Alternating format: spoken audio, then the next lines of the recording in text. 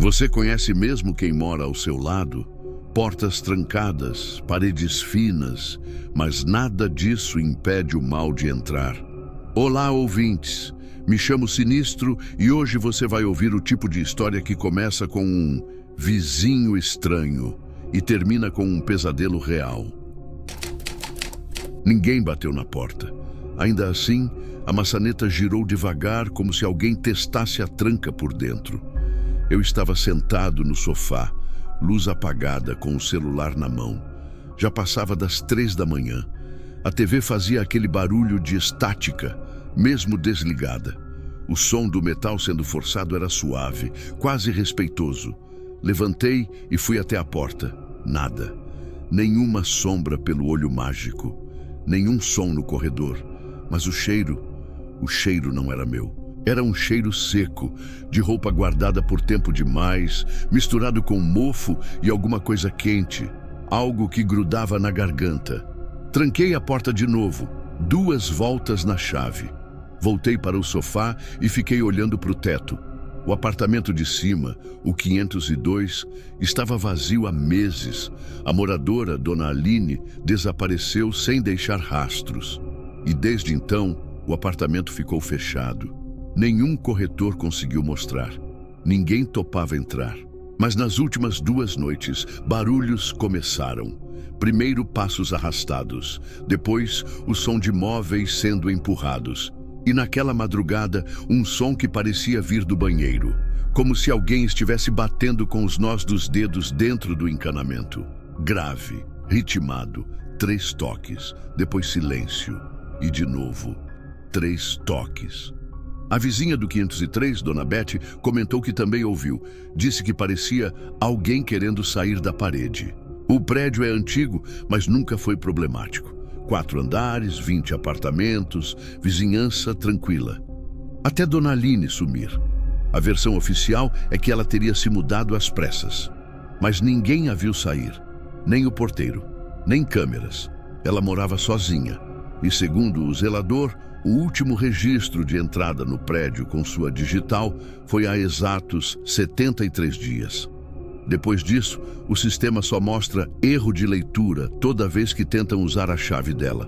Naquela noite, depois de ouvir os barulhos e a maçaneta, decidi subir. Contra a lógica, contra o medo. Queria ver com meus próprios olhos. Peguei as chaves, saí no corredor e a lâmpada de presença não acendeu. Só um zumbido fraco, como de eletricidade sem conexão.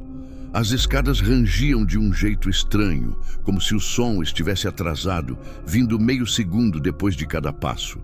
Subi em silêncio, sentindo a umidade aumentar a cada lance. A porta do 502 estava intacta, nenhum sinal de arrombamento. Mas algo estava fora do lugar. A fechadura parecia oxidada, como se tivesse passado anos ali sem uso.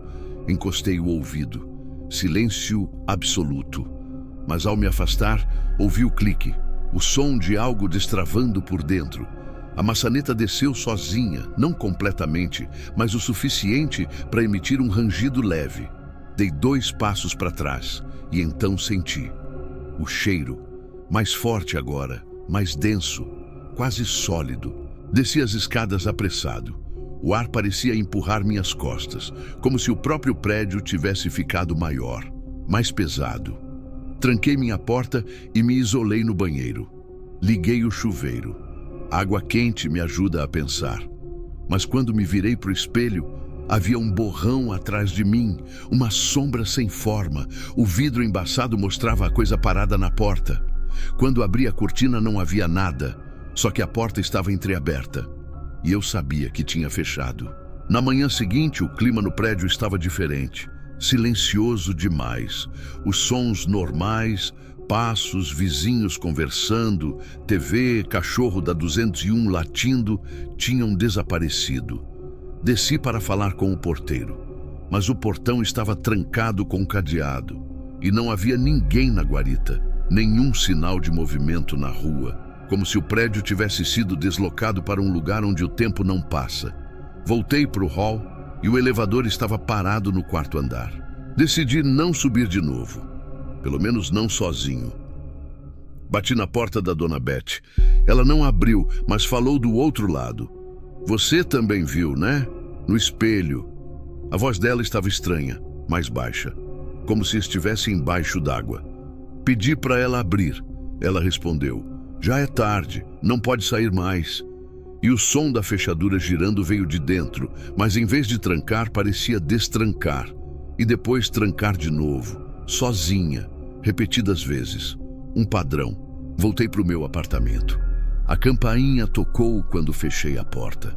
Olhei pelo olho mágico. O corredor estava vazio. Toquei no visor da câmera do interfone. A imagem mostrava a entrada do prédio. Mas algo estava errado. O tempo ali fora estava escuro. Como se fosse noite, mesmo sendo 9:30 da manhã. O visor começou a chiar e no canto inferior direito apareceu a mensagem: dispositivo conectado, 502. E abaixo, transmissão em andamento. A imagem começou a tremer. A transmissão do 502 mostrava o interior do apartamento, mas não era como eu lembrava. As paredes estavam cobertas de bolor escuro, como raízes descendo do teto e se espalhando pelas tomadas. No centro da sala, havia uma poltrona virada para a parede. Sentada nela, de costas, uma figura imóvel. Cabelo comprido e escorrido, vestido bege sujo, mãos pendendo dos braços da cadeira. A imagem travou. A figura se mexeu. Pisquei e a tela desligou sozinha.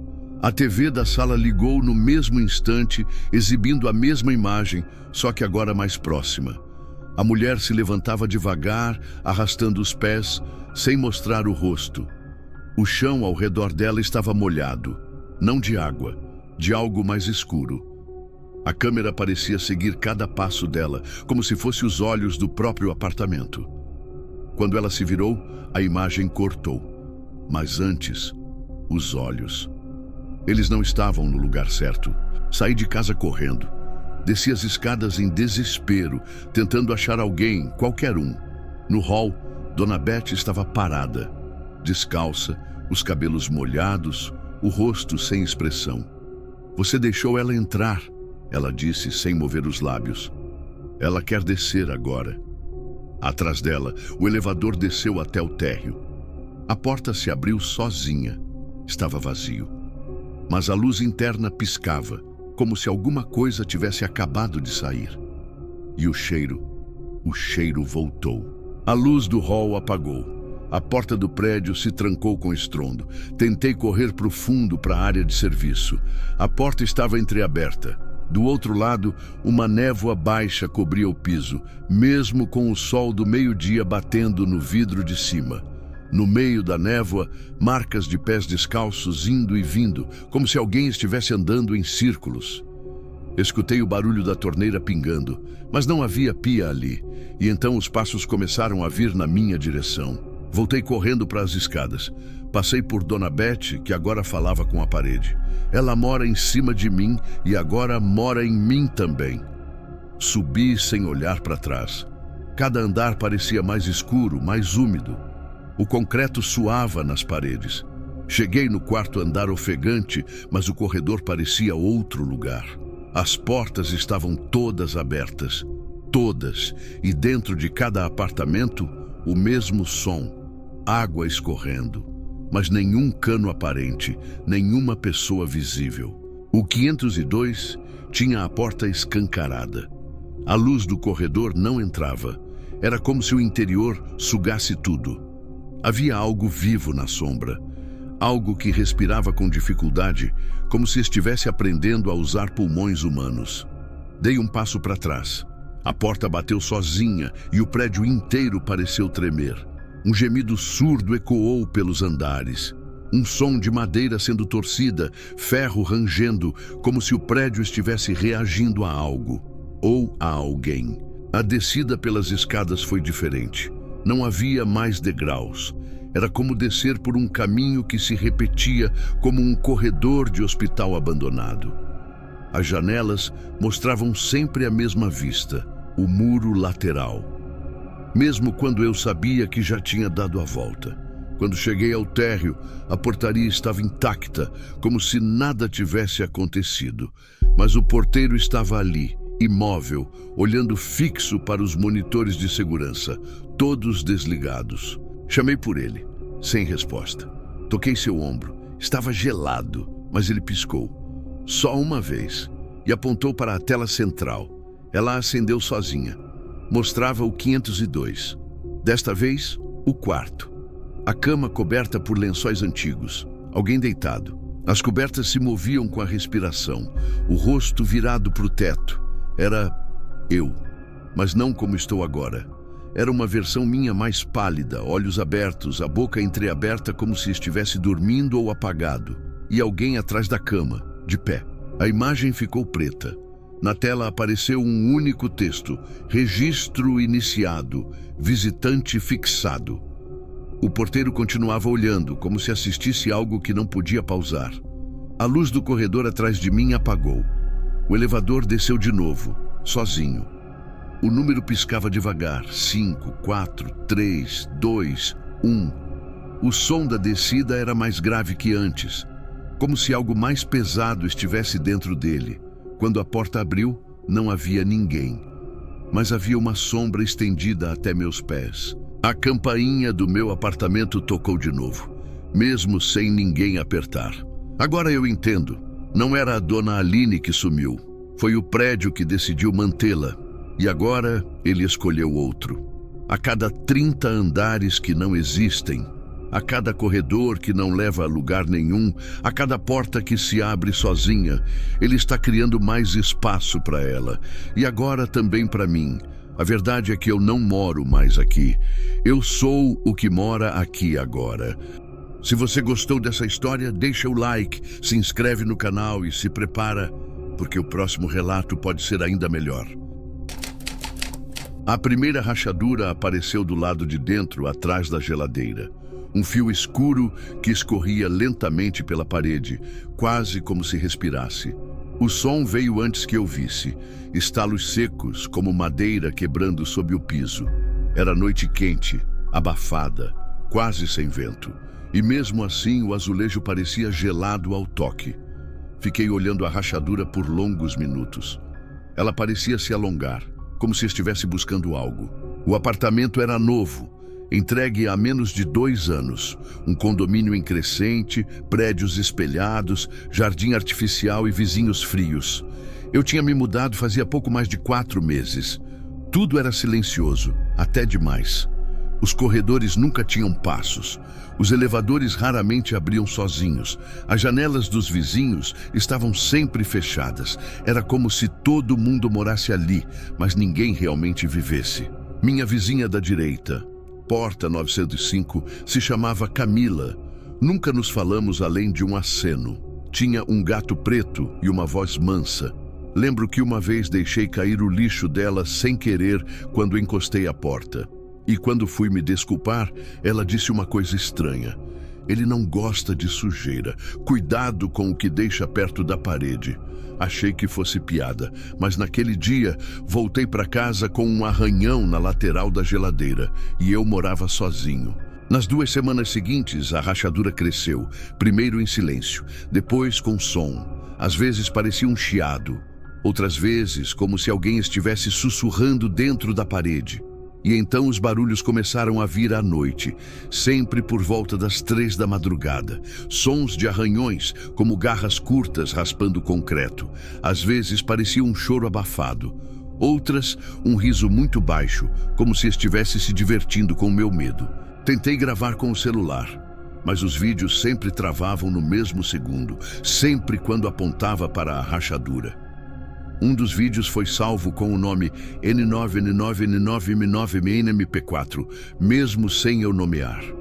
Quando abri, o vídeo mostrava a parede e um reflexo, como se algo estivesse espiando por dentro, não pelo lado de fora, mas do lado de dentro da parede.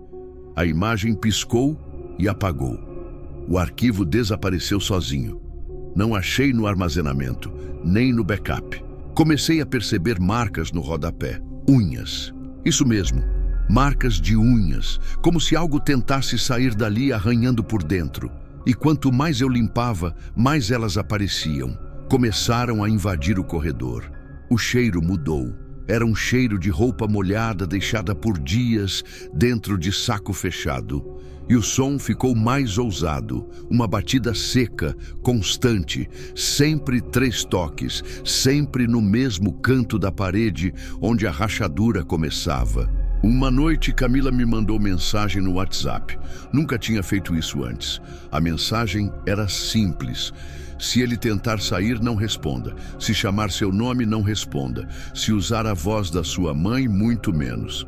Eu fiquei paralisado. Respondi com um... E ela apenas digitou. O 907 respondeu. Agora mora vazio. O 907 era o apartamento do outro lado do corredor. Desde que me mudei, nunca vi ninguém ali. Mas ouvia passos e o som do chuveiro às vezes. Naquela madrugada, o cheiro ficou insuportável. Eu coloquei toalhas embaixo das portas, abri todas as janelas, mas nada saía. O barulho da parede aumentava. Parecia que alguém estava cavando de dentro para fora. A rachadura estava aberta o suficiente para ver o fundo. Preto, opaco, como se não tivesse concreto, como se fosse um túnel. Peguei uma lanterna e apontei. O feixe foi engolido pela escuridão e o som parou, por completo. Silêncio absoluto. Fiquei imóvel, esperando. O relógio da cozinha piscava 3h23. E então, o som recomeçou. Não da parede, mas da porta. 3 toques, espaçados. E depois uma voz. A voz da minha mãe, que morreu no ano passado. Filho, sou eu. Abre, tá escuro aqui fora. A voz estava abafada como se viesse de dentro d'água. Mas era exatamente igual. O tom, a pronúncia, o jeito que ela dizia filho. Fui até a porta com os joelhos tremendo. Olhei pelo olho mágico. Ninguém, mas a voz continuava. Tô com frio, você me esqueceu aqui. E então veio outra batida.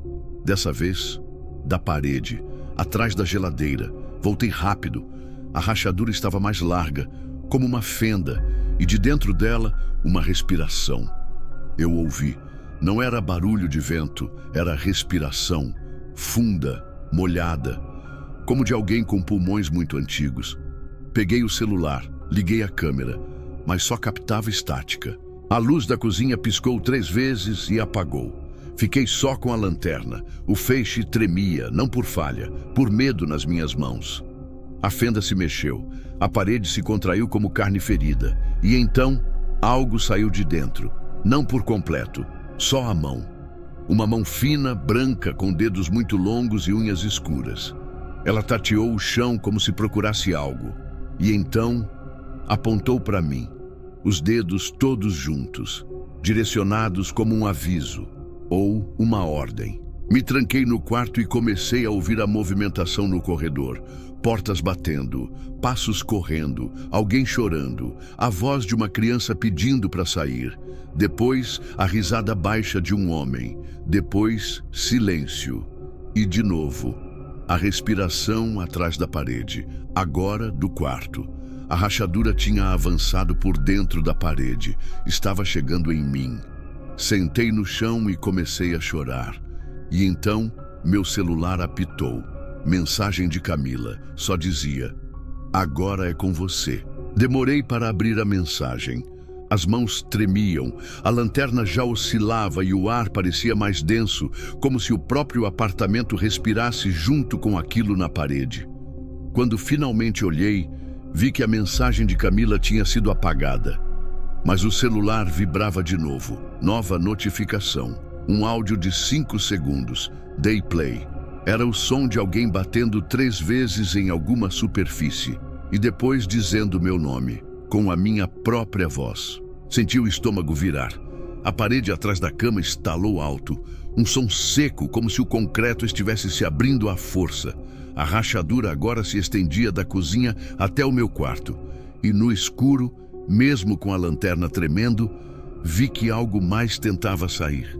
Não era só a mão, era uma parte do rosto, um olho, mas não era humano, era preto, liso, sem pálpebras e brilhava como vidro molhado. Quando me aproximei, ele se moveu, me seguiu. Corri até o hall do andar, bati na porta da Camila. Ninguém respondeu, mas a porta estava destrancada. Entrei. Estava escuro, quente, um cheiro forte de ferro e vela queimada. O gato dela me observava de cima do armário, mas não fez barulho. No meio da sala havia uma fita preta no chão, em formato circular, com símbolos riscados ao redor. Dentro do círculo, fotos. Fotos minhas. Dormindo, trabalhando, abrindo a porta, saindo do banho. As paredes estavam cobertas com frases escritas com algo que parecia carvão. Ele não escolhe, ele observa. O sussurro é convite. O reflexo mente. Se ouvir seu nome, fuja. E então, no chão, uma última anotação, maior que todas. Se a rachadura tocar a carne, ele entra. Olhei para o meu braço. Uma mancha escura se formava bem onde encostei na parede do quarto. Era pequena, mas pulsava, como um hematoma que respira. Saí correndo do apartamento dela. Apertei o botão do elevador. Nenhuma resposta. Olhei para a escada. Estava escura, como se descesse para outro lugar. Fui até a portaria. O corredor do 9º andar estava deserto. A luz das emergências piscava e os sensores de presença não respondiam. Quando cheguei no saguão, o porteiro não estava, mas os monitores das câmeras estavam ligados e todos mostravam apenas o mesmo: a porta do meu apartamento, aberta. Cheguei até o hall de entrada do prédio e tentei forçar a porta de vidro. Trancada. A chave eletrônica não funcionava. O painel dizia: acesso suspenso. Quando voltei, vi pelo reflexo do vidro alguém no último andar, olhando da sacada. Era Camila, parada, os braços ao lado do corpo, imóvel, mas com a cabeça levemente inclinada para mim, e um sorriso pequeno, quase imperceptível. A luz atrás dela oscilava, como se houvesse água dentro do apartamento. Comecei a rir, mas não por vontade, era um riso involuntário, o som da loucura chegando na garganta. Um barulho que queria sair, mas não era meu. A parede atrás de mim gemeu, e a rachadura do meu apartamento agora cruzava o teto e descia pelo batente da porta. O chão estava escorregadio. A luz vermelha da saída de emergência acendia e apagava em ritmo irregular, como se batesse junto com alguma coisa que respirava por baixo do piso. Voltei para o meu apartamento. A geladeira estava tombada. A rachadura atravessava agora metade da cozinha e subia pela parede do banheiro. E bem no centro do quarto estava Camila, encolhida, abraçada a si mesma, os olhos abertos, mas sem brilho. Disse apenas: ele saiu de mim, está procurando outro. Ele só entra quando você responde. E então, do corredor, ouvi minha voz, idêntica, chamando por mim, como se alguém idêntico a mim estivesse ali fora. A luz piscou. A parede fez um som que nunca vou esquecer. Era o som da pedra se abrindo como carne. A rachadura tocou meu braço. Eu senti, gelado, mas ao mesmo tempo quente demais, como febre de outra pessoa. A pele queimou, mas não doeu. E então, a voz que me chamava do corredor passou a sussurrar dentro da minha cabeça. Dizia coisas que eu nunca contei a ninguém. Dizia o nome do meu primeiro medo. Dizia que era hora de abrir. Agora todas as paredes respiram. A rachadura chegou em todos os cômodos. Ela me vê de todos os ângulos. A Camila sumiu. O prédio está quieto. Mas não porque está vazio. É porque está cheio. Cheio dele. E agora, toda vez que alguém novo se muda, ele observa. E se a pessoa responder, ele entra. Eu só estou aqui para esperar. Eu sou a rachadura agora. E posso garantir, ele ainda está com fome. Aproveita esse momento e me conta aqui nos comentários de qual estado você está assistindo e que horas são aí agora. Quero ver até onde esses relatos estão chegando. A cerca era baixa demais para separar o que vivia lá do que entrava aqui. Não sei exatamente quando começou, mas lembro que foi logo depois que os vizinhos dos fundos chegaram. Um casal estranho, de vozes lentas e sorriso contido. Nunca vi móveis sendo carregados. Um dia, a casa estava vazia. No outro, tinha cortina nas janelas e luz acesa até de madrugada. A primeira coisa que notei foi o silêncio. Nunca se ouvia conversa. Só o som do portão abrindo de noite. A rua era pacata, com cães preguiçosos e crianças nos portões. Aqui todo mundo se conhecia. Por isso, quando começaram os comentários de que os vizinhos não acenavam, não respondiam bom dia, nem atendiam campainha, aquilo virou assunto. Diziam que eram reservados, que talvez tivessem sofrido alguma perda. Mas o que me incomodava mesmo era o cheiro. Uma mistura de madeira molhada com coisa queimada. Sempre vinha do quintal deles. Uma noite, fui até o fundo do meu terreno jogar umas folhas secas no tambor. Foi quando vi. A janela da cozinha deles estava aberta, mas não havia luz acesa. Mesmo assim, havia alguém ali, imóvel, perto da pia. A silhueta era muito magra, braços compridos e cabeça baixa. Eu congelei. A coisa ali dentro não parecia saber que eu a via, mas de repente ela virou o rosto, rápido demais. E o que vi não era um rosto. Era algo coberto, uma pele esticada, sem olhos. Voltei correndo para casa, tranquei tudo, mas passei a madrugada em claro, com a sensação de que aquela figura ainda me olhava por alguma fresta. Nos dias seguintes, evitei passar pelo fundo, mas algo na cerca mudou. Rachaduras surgiram nas tábuas, como se garras pequenas tivessem arranhado por dentro.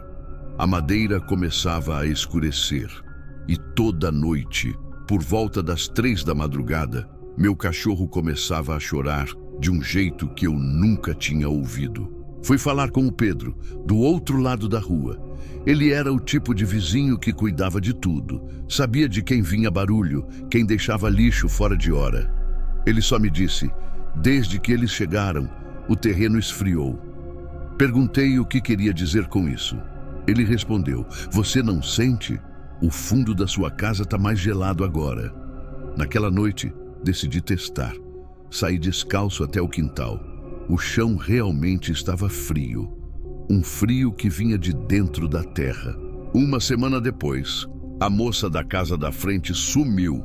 Disseram que ela tinha ido visitar a irmã, mas o carro ainda estava na garagem, as luzes acesas, e o celular dela tocava dentro da casa sem ninguém atender.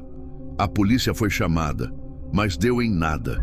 A porta da casa estava trancada por dentro, nenhum sinal de arrombamento, só que no corredor encontraram marcas estranhas no chão, como se algo com dedos muito longos tivesse rastejado até a porta dos fundos. Fiquei tenso.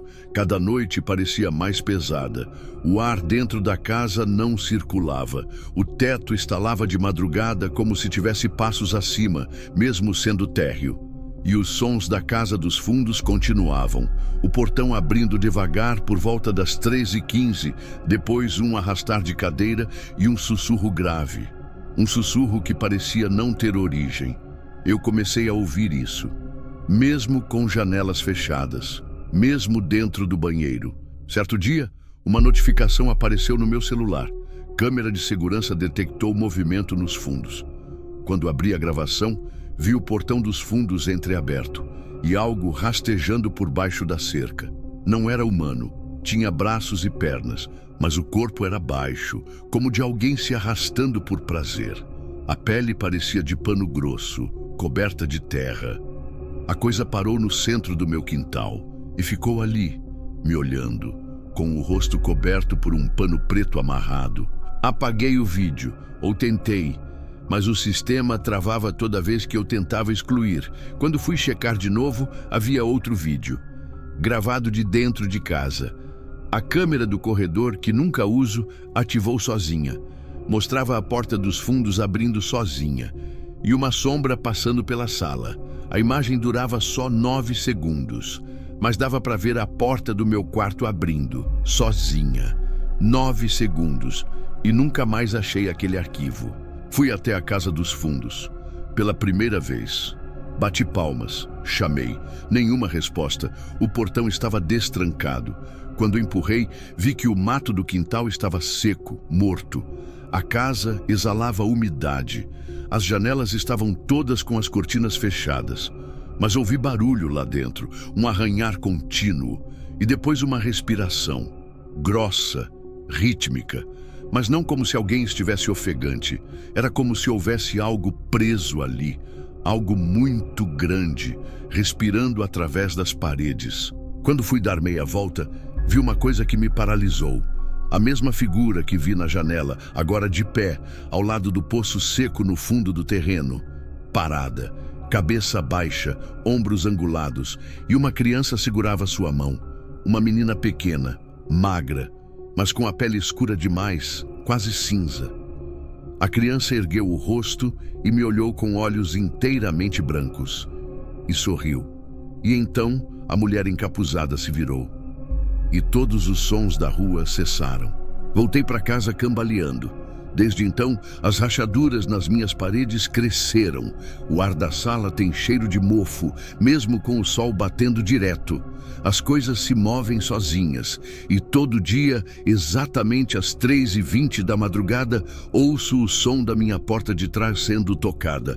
3 batidas e depois, meu nome sendo sussurrado, com a voz da minha avó, que morreu há anos. Eles já sabem que eu vi. Agora só falta eu deixar entrar. Comecei a dormir na sala, com a televisão ligada e uma faca de cozinha debaixo do travesseiro. Não pelo corte, mas pelo ferro. Foi o que o Pedro me disse. Ferro corta o caminho deles. Ele estava estranho, mais pálido. Disse que também tinha visto algo.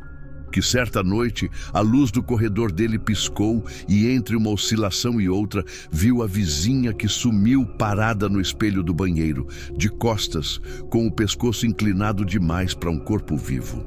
Senti o ar gelar, um frio que não vinha do vento, mas da presença. A televisão desligou sozinha. A luz do corredor começou a oscilar. E então ouvi passos molhados entrando na cozinha, como se pés descalços, encharcados, pisassem lentamente sobre o piso, um a um, e parassem atrás da minha poltrona. A faca tremia na minha mão. O couro do sofá estalava com meu suor. E então, uma respiração, próxima demais, quente, no meu pescoço. Travei por segundos que pareceram horas. Depois o som desapareceu. Me virei de súbito. Ninguém, mas no chão, marcas, como de pés pequenos e ossudos, molhados, indo da porta até o centro da sala e parando diante da estante, onde ficava o retrato da minha mãe. O vidro estava rachado, a imagem manchada de algo que parecia ferrugem. Na câmera da sala, o replay mostrava a poltrona, se movendo sozinha, girando levemente, como se alguém se sentasse. Decidi sair, ir embora. Mas quando abri a porta da frente, o mundo parecia diferente. A rua estava escura, mesmo sendo quase 7 da manhã. O céu tinha um tom roxo acinzentado, como se não houvesse mais sol. Nenhum carro passava, nenhum som vinha de fora. Só havia um zumbido constante, como de insetos muito pequenos, dentro do ouvido. E ao fundo, vindo da casa dos fundos, uma voz arranhada dizendo: "Você está pronto agora." Corri de volta para dentro.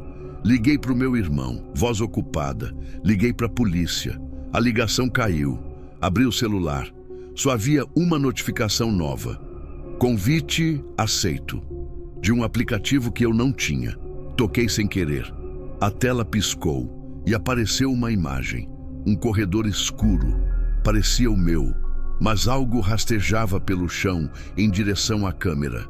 Algo humanoide, mas com braços demais, e olhos que brilhavam com luz vermelha. A imagem travou no momento em que aquilo tocava a lente. Depois disso, o telefone queimou. Literalmente, a tela estalou, escureceu e esquentou até rachar. Joguei no chão. O ar da casa parecia mais denso, como se algo preenchesse cada espaço entre as paredes. Comecei a ouvir barulhos que vinham de dentro do guarda-roupa e vozes saindo do ralo da pia.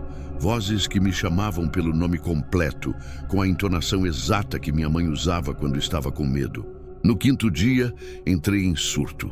Saí correndo até a casa dos fundos. O portão agora estava arrombado. O jardim seco, a grama preta como cinza. Entrei pela porta da frente. Não havia móveis, nem cheiro. Só o som, aquele arranhar vindo do teto. Um sussurro grave, como de alguém repetindo uma oração esquecida. Fui até o corredor. No fim, uma única porta, de madeira escura, trancada, mas algo batia do lado de dentro, 3 vezes. Depois silêncio. Depois, você também mora aqui. E Maçaneta girou sozinha, mas não abri. Fugi. Corri até a frente da casa e notei que tudo estava diferente. As casas da rua haviam sumido. Só existia a minha e a dos fundos. O resto era um campo de terra preta, seco, com neblina e ausência de som. Nenhum vento, nenhum passarinho, nenhum céu. Era como estar dentro de um lugar feito só de lembranças ruins. Entrei de volta na minha casa, que agora cheirava a vela queimada e ferro enferrujado. Naquela noite não dormi. Quando os ponteiros marcaram 13h20, a televisão ligou sozinha. Estava em um canal que mostrava a minha sala, em tempo real. Mas havia alguém comigo, sentado no sofá, ao meu lado. Uma figura coberta com um pano, sem rosto, sem mãos, mas que virava lentamente a cabeça como se sentisse minha respiração. Quando olhei para o sofá, ele estava vazio. Mas o controle remoto se moveu sozinho e a tela mostrou: você nunca esteve só. Pensei em me mudar, vender a casa, mas toda vez que busco por anúncios, a tela pisca e aparece a mesma frase: essa casa te pertence. Pedro, que se mudou, morreu 2 dias depois. Parada cardíaca, com o rosto congelado em uma expressão de susto. A autópsia encontrou terra nos pulmões, terra da mesma cor que a do terreno dos fundos. A polícia não soube explicar. O laudo foi inconclusivo. Mas eu sei, e você que ouviu tudo isso agora, também sabe. Porque dizem que algumas presenças não habitam casas, elas habitam a vizinhança, elas habitam o espaço entre as portas fechadas. E quando você escutar um som vindo do quintal de madrugada, pense bem antes de olhar. Pode não ser um ladrão, nem um bicho. Pode ser o próximo vizinho, ou pior, pode ser alguém que já morava ali, muito antes de você.